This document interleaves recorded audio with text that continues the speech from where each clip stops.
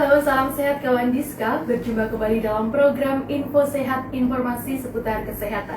Bersama Ilmiah di sini yang akan menemani siang kawan Diska semuanya, tentunya dengan topik kesehatan yang akan kita bahas pada hari ini. Dan telah hadir di studio ada narasumber kita pada hari ini, ada Mbak Angelin Nurtika Farajila, ahli media gizi yang merupakan ahli gizi Dinas Kesehatan PP dan KB Kota Madiun. Halo, selamat siang Mbak Angelin. Selamat siang. Selamat siang kawan Diska semuanya. Bagaimana kabarnya hari ini Mbak Angelin? Alhamdulillah sehat. Alhamdulillah sehat. Untuk kawan Diska semuanya yang telah join di IG Live kami di @promkes Kota Madiun, nantinya jika ada pertanyaan terkait topik kesehatan kita bahas hari ini, silakan langsung tulis di kolom komentar dan akan langsung dijawab oleh Mbak Angelin pada hari ini. Dan hari ini kita akan membahas tentang gizi seimbang untuk penderita diabetes. Kenapa nih perlu kita bahas? Karena diabetes ini setiap tahunnya itu mengalami peningkatan kasus, dan Indonesia ini masuk dalam 5 negara dengan penderita diabetes tertinggi di dunia. Betul begitu ya Mbak Angelin? Iya, betul. Oke, untuk awalnya Mbak Angelin mungkin bisa dijelaskan nih sebenarnya penyakit diabetes ini apa sih? Ya, diabetes sendiri itu adalah suatu penyakit kronis ya. Penyakit kronis metabolik di mana kadar gula di dalam darah itu dia tinggi sekali. Nah, ini disebabkan oleh kelainan dari sekresi insulin. Dari sekresi insulin itu jadi tubuh itu tidak mampu memproduksi cukup insulin. Kemudian ataupun jika cukup memproduksi insulin, tapi tubuh sendiri tidak bisa menggunakan insulin tersebut atau resistensi insulin. Nah, itu dia, itu diabetes. Jadi diabetes ini terjadinya resistensi insulin. Resistensi insulin, ya. Oke, karena terjadinya kenaikan kadar gula darah itu tadi ya? Iya, karena over, jadi gula di dalam darahnya itu menumpuk, akhirnya insulinnya kacau, jadinya dia resisten. Oke, kemudian dikatakan seseorang bisa dikatakan diabetes ini ketika berapa nih Mbak? Kalau misalkan lab itu kan ada misalkan tensi itu kan mungkin 100 per berapa gitu. Kalau di diabetes sendiri ini gimana? Kalau gula darah dalam diabetes itu sendiri dikatakan diabetes itu ketika kita cek lab untuk gula darah itu sendiri, ketika gula darah puasa itu di bawah 100, jadi antara 70 sampai 100. Kemudian gula darah acak itu di bawah 200, dan gula darah setelah makan 2 jam postprandial itu di bawah 140. Oke, jadi ada klasifikasinya itu tadi ya, ya, betul. Jadi harus tetap cek lab untuk mengetahuinya. Betul. Kemudian tanda diabetes ini sebenarnya apa aja sih? Oke, tanda-tandanya itu paling gampang untuk orang awam ya. Selain kalau lab itu kan memang kita harus cek lab ya. Kalau untuk orang awam itu sebenarnya ada 3. Yaitu yang pertama itu polifagia, atau polifag itu artinya sering lapar, cepat lapar rasanya. Jadi karena gula di dalam darah kita itu meskipun banyak itu, tapi karena ada resisten di insulin tadi, maka insulin di dalam darah kita itu kayak bingung gitu loh. Jadi nggak bisa dipakai sebagai energi, meskipun gula dalam darah kita tuh banyak, dia nggak bisa dipakai sebagai energi di dalam tubuh kita. Jadi sel-selnya itu tetap merasa lapar, dia ngirim sinyal ke otak untuk saya lapar nih, saya harus butuh makan lagi nih gitu. Padahal cadangan gula di dalam darahnya itu masih banyak. Nah, yang kedua poliuri, yaitu sering kencing. Karena saking tingginya gula di dalam tubuh kita itu kayak punya otomatis cara untuk mengeluarkannya lewat urin. Nah, tapi karena masih tinggi, makanya dia kayak berusaha mengeluarkannya terus-menerus, jadi sering pipis akhirnya. Nah, karena sering pipis tadi, akhirnya ada tanda yang ketiga yang bisa diketahui oleh orang awam, yaitu polidipsi atau sering minum. Karena kita sering pipis ya, jadinya haus kan. Karena dehidrasi akhirnya haus, maka tubuh itu memberikan sinyal untuk minum lebih banyak. Gitu. Selain itu, tanda yang lain yaitu sering lemes, kemudian gampang capek, gampang ngantuk, kemudian penurunan berat badan secara drastis meskipun sedang makan yang banyak, kemudian luka yang sulit sembuh atau infeksi yang terus menerus, kemudian rasa kesemutan pada tangan dan kaki kemudian pandangan mata yang semakin Kabur. kabur, benar. Kemudian tapi nggak bisa dirasakan oleh itu ya, maksudnya apakah setiap orang yang merasakan itu pasti diabetes? Belum tentu juga, makanya harus ada cek lab.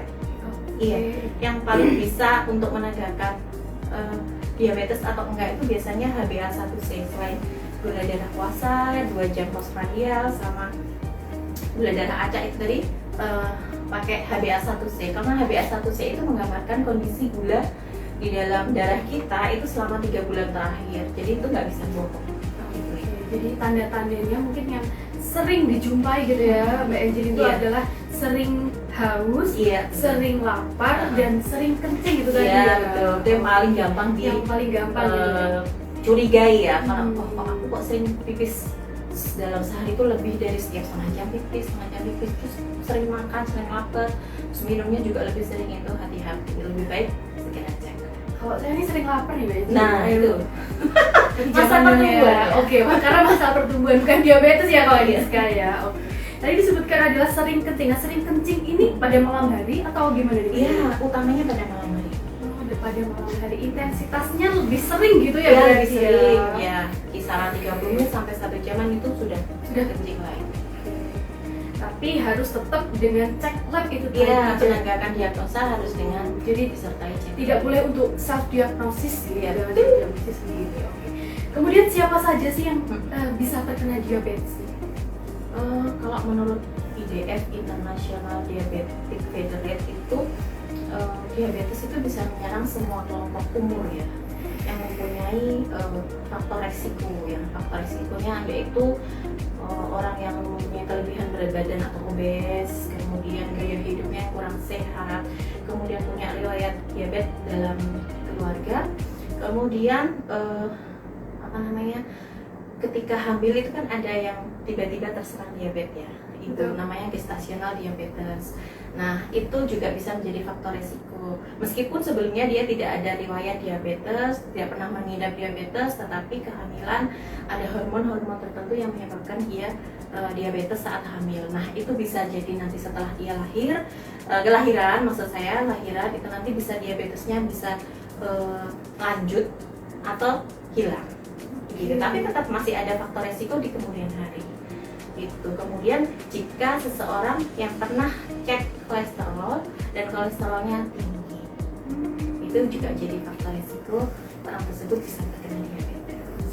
Seperti kawan dekat ya berarti Iya, ya. mereka itu diabetes dan- bestie. Oke, kolesterol dan Sama itu diabetes bestie. ini bestie sekali Ya, gitu menarik ya. gitu. Oke. Nggak mau Baik, dia ya. kelihatan sendiri. Oke, jadi yang bisa terserang ini semua kelompok Iya, umur benar. gitu ya Mbak Angelina. Jadi kalau misalkan ada pernyataan diabetes ini hanya menyerang usia lanjut, ini berarti mitos banget gitu ya. Oh mitos. Karena sekarang banyak nyatanya ya anak-anak muda usia produktif itu sudah terkena diabetes. Ya, karena itu tadi. Iya. Mungkin maksudnya ke penyebabnya gitu Iya, ya. betul, Mungkin betul. jelaskan langsung nih Mbak Angelina, Oke. kenapa nih? Penyebabnya yaitu tadi, salah satunya jika dia punya keturunan diabetes, bisa jadi kan dia nantinya juga bisa terkena diabetes kalau dia tidak menjaga pola makan, pola hidup, lifestyle, kemudian aktivitas fisiknya juga tidak terjaga, itu juga bisa menjadi penyebabnya. Kemudian pola makan yang kurang tepat itu tadi contohnya yaitu sering mengkonsumsi makanan dan minuman yang tinggi kalori dan gula simpleks. Kemudian kurangnya aktivitas fisik dan olahraga, kemudian manajemen stresnya juga kacau, kemudian faktor hormon juga berpengaruh, kemudian usia ya tadi ya penyebabnya, meskipun nggak selalu yang usia lanjut ya, sekarang banyak juga yang usia Mudah-mudahan gitu ya. itu sudah terkena diabetes karena ya pemilihan sekarang kan makanan minuman Betul. beragam sekali ya, Karena pola hidup tadi ya Mbak Betul. Angelina ya. ada apa gitu FOMO pengen nyoba Itu mungkin yang saat ini nih yang banyak yang marak sekali ini minuman-minuman manis itu yang Mbak Angelina ya, yang jumbo-jumbo itu yang manis-manis 3.000 dapat itu mungkin juga bisa menjadi salah satu penyebab Iya gitu betul. ya. Ya mungkin boleh sesekali, tapi gini loh, kalau pengen manis gitu, misalkan saya pengen banget itu nyoba ya, oke diimbangi dengan aktivitas fisik dan minum air putih yang banyak. Jadi dia bisa metabolismenya tuh nggak kacau gitu, insulinnya tuh nggak jenuh, istilahnya jenuh ya, karena dia gulanya kan banyak yang masuk, otomatis insulinnya juga bekerja keras untuk mengeluarkan lebih banyak. Jadi kalau misalnya terlalu banyak gula yang masuk, dia juga kacau nanti kalau tidak diimbangi dengan aktivitas fisik ataupun minum air putih yang banyak. Kemudian juga dibatasi, jadi misalkan dia pengen minum manis gitu, ya seminggu sekali atau 2 minggu sekali gitu bisa sih, nggak apa-apa, boleh. Cuma ya itu tadi loh, kalau terlalu sering, nah itu kan kita kan ada batasannya, sehari berapa gram gula yang boleh masuk, yang tidak ditoleransi oleh tubuh itu berapa. Kalau lebih dari itu otomatis kan numpuk. Jadi tetap harus ada kontrol dari dirinya sendiri gitu. Jadi jangan setiap hari terus minum minuman yang manis, nggak mau olahraga, sukanya rebahan. Nah, mager. Gitu. Jadi menumpuk-numpuk nih insulin. Iya, benar. Oke. Kemudian dampak diabetes sendiri ini apa sih, Mbak Ibu? Iya, kalau orang sudah terkena diabetes ya, ataupun mungkin belum terdiagnosa tapi sebenarnya dia sudah diabetes karena belum sempat periksa atau apa gitu, dia itu efeknya atau dampaknya itu banyak ya. Salah satunya yaitu kerusakan saraf atau neuropati. Jadi rasanya saraf kayak kesemutan, nggak sembuh-sembuh gitu loh. Nah, rasanya gatal padahal sebenarnya nggak ada yang gigit, misalnya nggak ada nyamuk yang gigit, tapi rasanya tuh di kulit tuh katanya gatal atau kayak kesemutan gering-gering terus menerus. Nah, itu salah satu penyebab kerusakan saraf itu dampak dari diabetes. Kemudian ada yang menyerang ginjal atau nefropati. Nah, kemudian dia bisa menyerang pembuluh darah di ginjal, menyebabkan kerusakan fungsi ginjal yang mana jika tidak segera diobati atau tidak segera dikontrol bisa menyebabkan gagal ginjal. Nah, kemudian masalah di mata juga, tadi kan saya sebutkan ada kabur ya, tanda-tandanya ada mata yang penglihatan yang agak kabur. Nah, itu bisa menyebabkan retinopati diabetik, glaukoma ataupun katarak. Itu salah satunya juga. Kemudian masalah kardiovaskuler, tentu saja ya ini sudah bestie juga ya ternyata banyak. Iya, meningkatkan risiko penyakit jantung, kemudian serangan jantung, stroke. Nah, itu kan sayang gitu loh kalau sampai terjadi. Kemudian luka yang sulit sembuh atau infeksi yang berulang. Jadi ketika kita punya luka, dia akan sulit untuk sembuh dan kering. Kemudian otomatis kan kalau luka tidak segera sembuh dan kering, infeksi akan terus-menerus masuk. Gitu.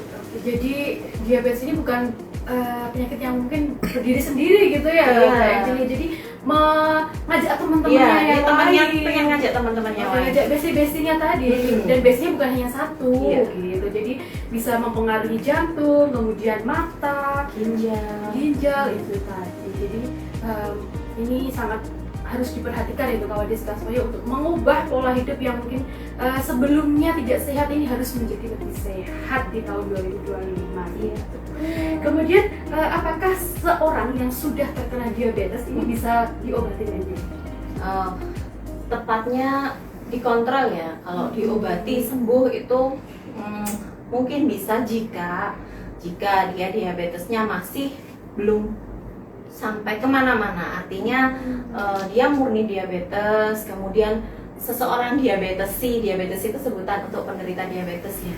Seorang diabetes ini dia mau dan komitmen untuk mengubah pola hidup, mengubah gaya hidup, mengubah pola makannya, kemudian pun kontrol rutin ke dokter, itu kemungkinan bisa. Tapi yang penting di sini bukan bisa sembuh atau tidaknya, tapi para penderita diabetes ini untuk bisa mengontrol atau terkontrol di bawah naungan, di bawah awasan dokter, pengawasan dokternya gitu ya. Memang sebaiknya melakukan pemeriksaan rutin ya.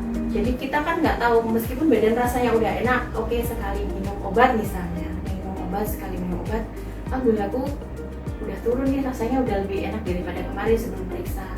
Nah, itu kan self diagnose juga. Kita nggak tahu ke depannya apakah masih tetap bagus atau tidak. Nah, tetap harus pakai cek lab.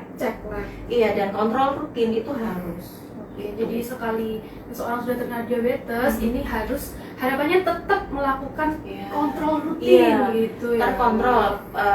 Istilahnya kita diabetesnya tuh terkontrol. Oke, terkontrol. Jadi mungkin jangan merasa kalau misalkan sekali minum obat dirasa sudah enakan, terus kita tidak melanjutkan lagi Terus gitu stop ya. obat sendiri gitu, menyetop Oke. sendiri gitu. Oke. Tetap Stop semua obat harus. sendiri atau malah beli obat sendiri Iya. di luar resep dari dokter. Iya, sayangnya gitu tuh ya. masih banyak loh yang seperti itu. Kadang, Hmm. aduh, dia takut mungkin ya. Oke, jadi harus tetap dalam pengawasan dokter gitu ya. Betul. Dan jangan lupa juga untuk mungkin datang ke ini, kalau misalkan sekarang ini ada cek PTM gitu ya, Mbak Angelin ya, mungkin Iya. bisa datang di pelayanan cek penyakit tidak menular ini, mungkin bisa dilakukan cek kadar gula darah, kolesterol, kemudian asam urat dan lainnya. Iya, itu satu paket itu. Oke, kemudian cara pencegahan nih agar kita tidak terkena diabetes ini sebenarnya gimana sih? Nah, tentu saja tadi kan penyebabnya adalah pola makan atau pola hidup yang kurang sehat. Membiasakan pola makan yang kurang benar ya tadi ya. Nah, otomatis cara mencegahnya ya kebalikannya itu, yaitu menjaga pola makan yang sehat, kemudian rendah gula dan rendah lemak, kemudian serta tinggi serat. Jadi diabetes itu memang prinsipnya dia harus tinggi serat. Jadi serat yang tinggi itu menyebabkan kita kenyang, kemudian otomatis tidak akan ada rasa ingin makan lebih gitu ya. Semakin banyak gula atau kalori yang kita konsumsi atau masuk lebih dari yang dibutuhkan oleh tubuh, itu maka insulinnya kan akan berlebihan juga dalam berproduksi. Nah, ketika insulin sudah berproduksi lebih, maka dia akan mengurangi sensitivitasnya sehingga kayak jenuh gitu loh. Dia tuh, aduh ini lagi, akhirnya jadi metabolismenya kan kacau. Nah itu, maka dari itu kita harus mengurangi makanan yang tinggi gula dan tinggi lemak, memperbanyak sayur dan buah yang kita ambil seratnya ya di situ.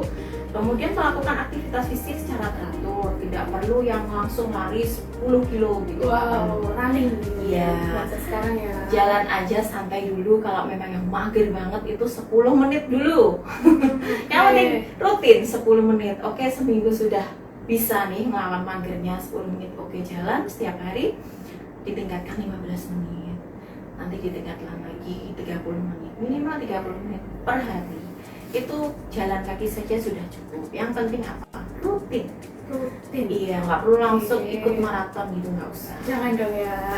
Nggak usah. Kemudian kita harus menjaga berat badan yang berlebih jika obesitas. Jadi diabetes itu memang ketika pasien diabetes yang obes, itu memang yang pertama kita lakukan harus menurunkan berat badan dulu. Dengan penurunan berat badan secara signifikan, otomatis itu kadar gula juga ikut turun. Itu sudah satu paket. Iya. Kemudian menghindari kebiasaan merokok dan membatasi konsumsi alkohol. Kemudian rutin menjalani pemeriksaan kesehatan dan memantau kadar gula darah di dalam tubuh ya, minimal 6 bulan sekali gitu. 6 bulan sekali. Iya, enggak apa-apa. Kalau memang sudah ketika kita cek ternyata ditemukan tinggi misalkan, coba deh kita rubah dulu pola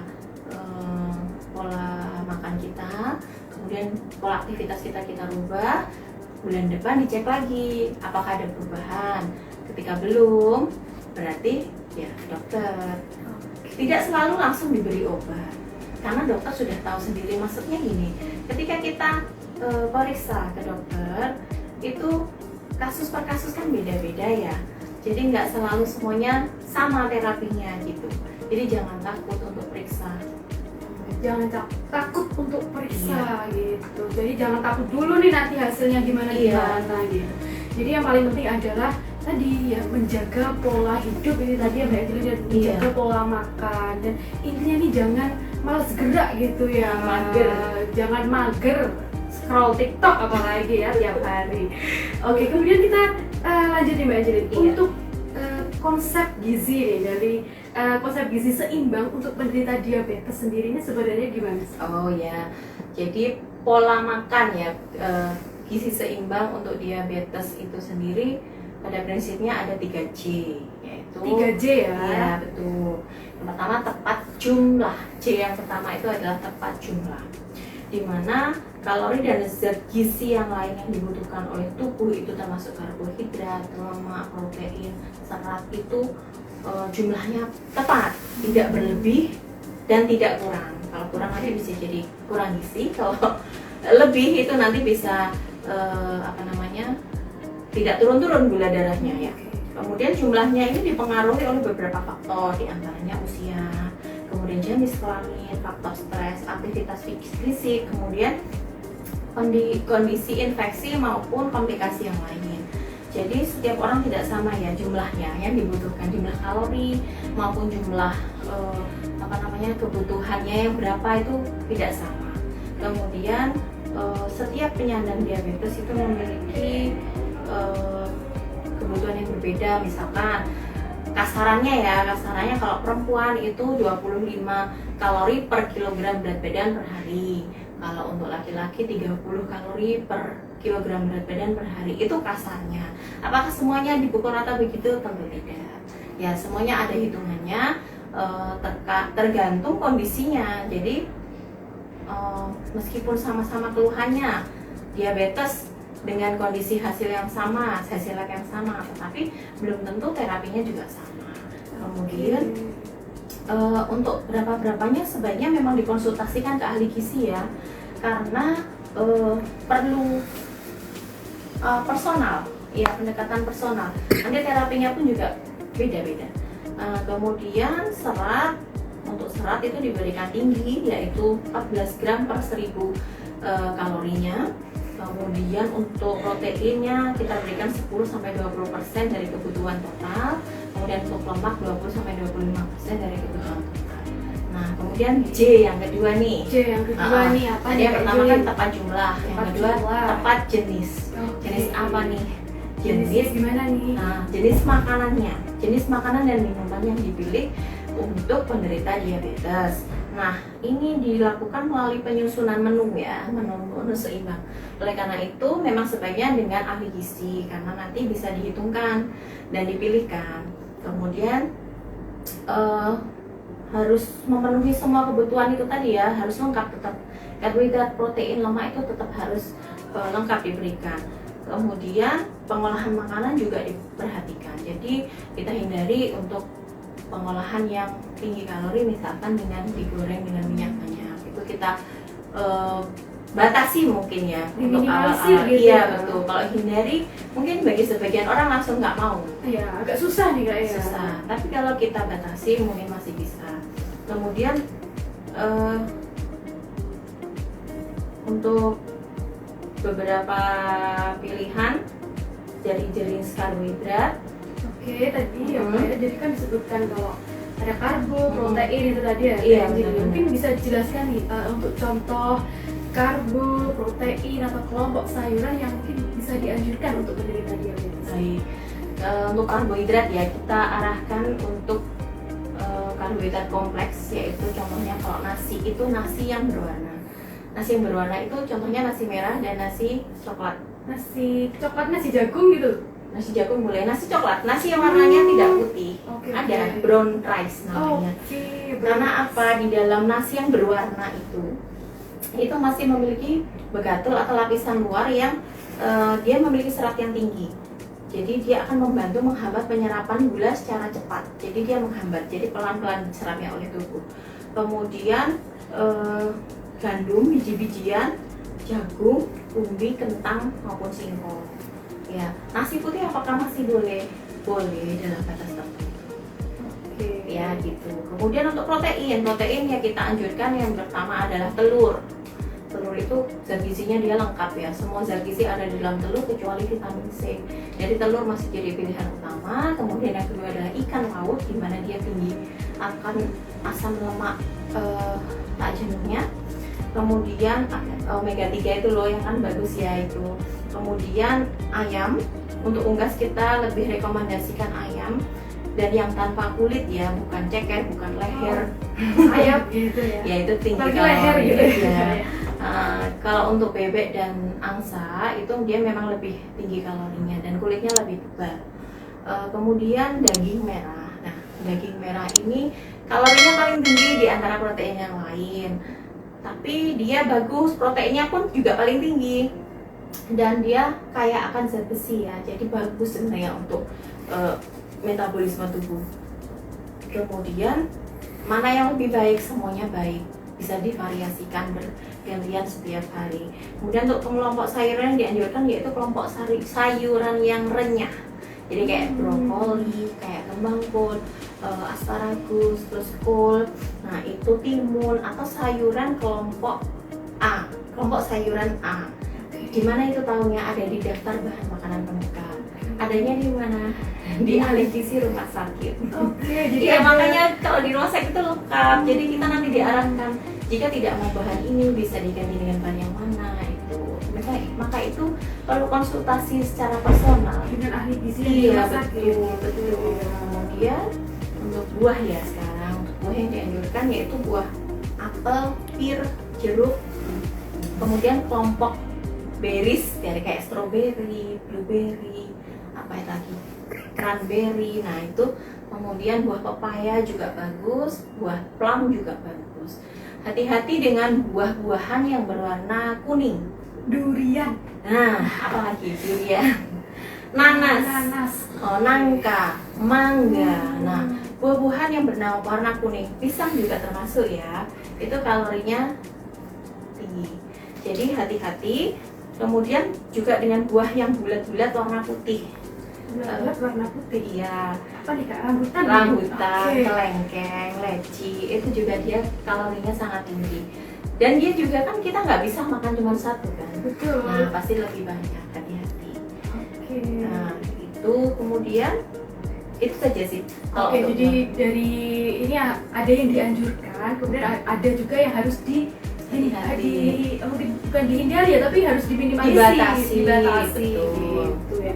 Kemudian tadi kan disebutkan ada buah-buahan juga ya Kak ya yang harus dibatasi juga. Kemudian kalau misalkan buah-buahan ini di jus nih, gimana nih Kak? Apakah diperbolehkan? Jus untuk menderita diabetes sebenarnya boleh-boleh saja, tapi perlu diketahui bahwa jus itu kan prosesnya kita menghancurkan buah berkali-kali ya dengan pisau. Buah yang kita tergesek-gesek dengan pisau itu dia seratnya banyak yang hilang. Jadi serat yang hilang di dalam di dalam buah itu gula buahnya itu dia akan lepas jadi free sugar. Jadi nanti dia akan gulanya menjadi lebih tinggi. Apalagi jika jus tersebut disaring, jadi tinggal apa namanya itu sarinya, air dan sarinya aja, seratnya dibuang. Nah itu jadi yang kita minum malah bukan seratnya yang masuk ke dalam tubuh kita hanya gulanya aja. Jadi kan sayang. Boleh sih ngejus tapi jangan disaring gitu, harus diminum semuanya gitu. Dan sebaiknya memang bukan jadi pilihan utama sih kalau jus untuk konsumsi buah itu memang sebaiknya buah potong tidak dilakukan pengolahan lebih banyak gitu ya. Apalagi kalau jus ditambahin susu kental manis, gula gitu ya kayak tambah banyak ya. Iya, tambah banyak gula. Jadi dianjurkan lebih baik adalah mengkonsumsi buah potong, tidak di jus gitu. Tadi kan baru 2J. Satu lagi nih, J yang ketiga yaitu tepat jadwal. Jadi jadwal makannya pun itu memang harus tepat ya, teratur, maksud saya teratur. Jadi ketika diabetes ini makannya celong-celong alias pengen makan pengen enggak, itu nanti dia juga kacau metabolismenya ya. Jadi diupayakan tepat jadwal dalam konsumsi makanan. Misalkan sehari ini kita jadwalkan untuk makan 3 kali porsi makan utama dengan 2-3 kali makan selingan di antara makan utama tersebut. Begitu. Oke, jadi harus sesuai dengan jadwalnya. Iya, gitu takutnya ya. nanti terjadi lonjakan gula darah. 3J. Iya. Yang pertama tepat jumlah, tepat jenis, dan tepat jadwal. Oke. Kita masuk ke pertanyaan dulu nih Kak. Ternyata sudah ada pertanyaan yang masuk hari ini dari Kak Imelda nih. Kak, bisa nggak sih kalau kita mengatur diet sendiri tanpa konsul dokter. Misal pas posyandu ternyata pas dicek hasilnya tinggi. Oh, diet sendiri. Ini kaitannya masih dengan diabetes ya? Iya. Oke. Tinggi ya tadi saya bilang. Ketika kita satu kali cek ternyata tinggi, coba ya pengaturan pola makan.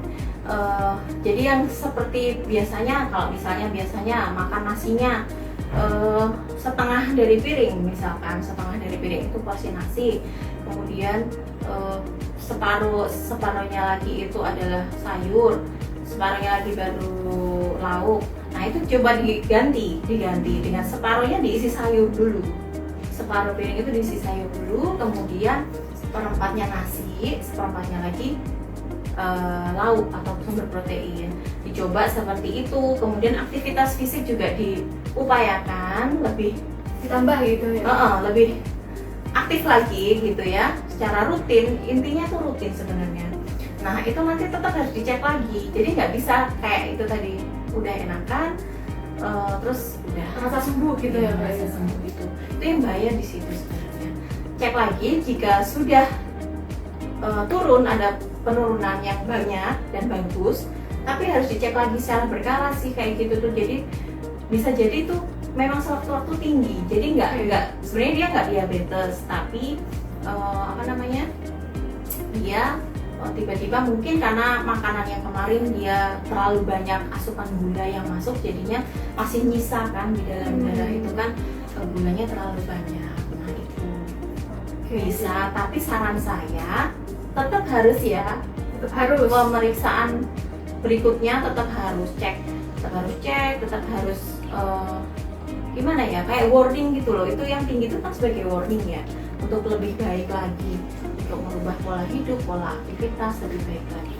Tapi Jangan panik dulu gitu ya Mbak Angelina ya, karena kadang kalau orang sudah tahu pemeriksaannya tinggi, ini malah menjadi stres itu tadi ya. Justru ini akan memperparah mungkin penyakit. Segera cari tahu, segera cek dan segera diobati kalau gitu, jangan berlarut-larut. Oke.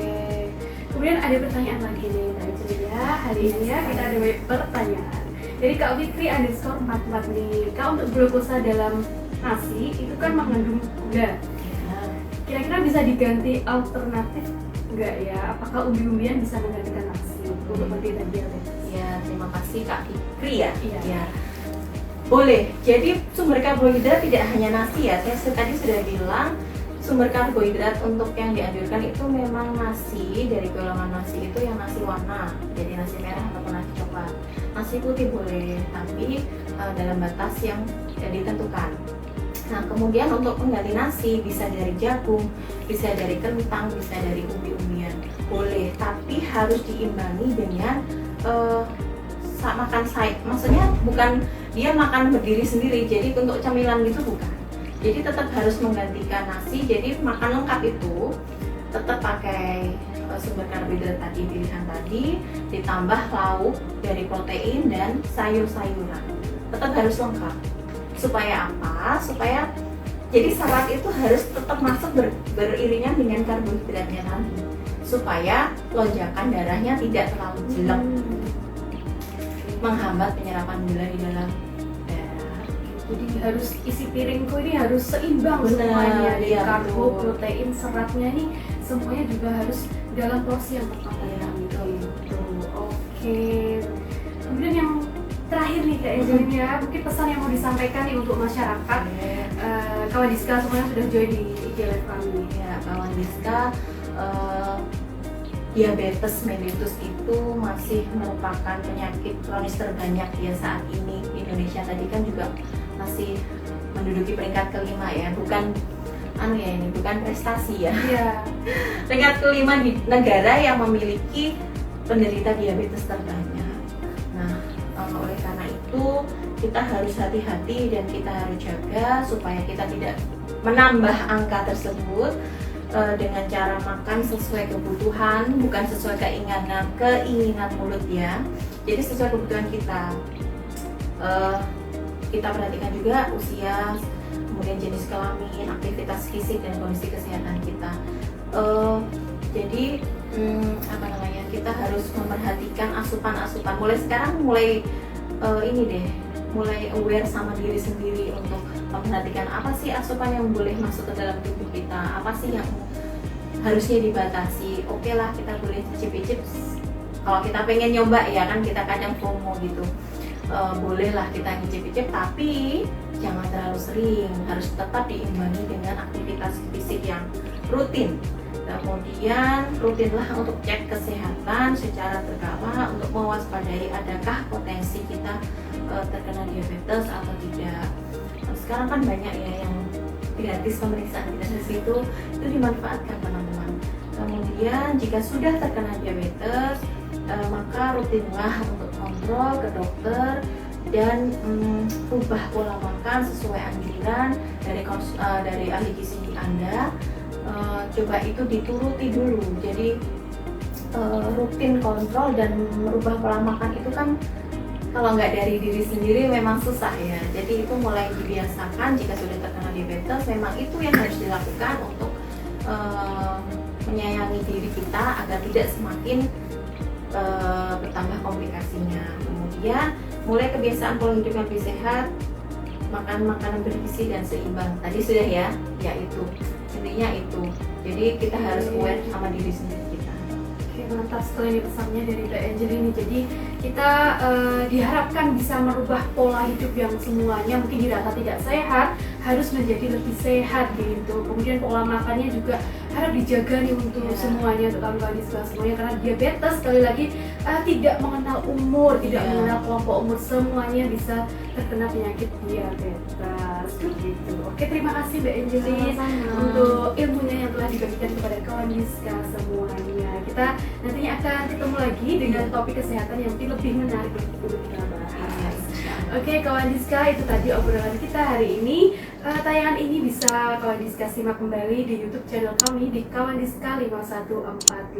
Terima kasih, Emilia pamit undur diri. Assalamualaikum warahmatullahi wabarakatuh.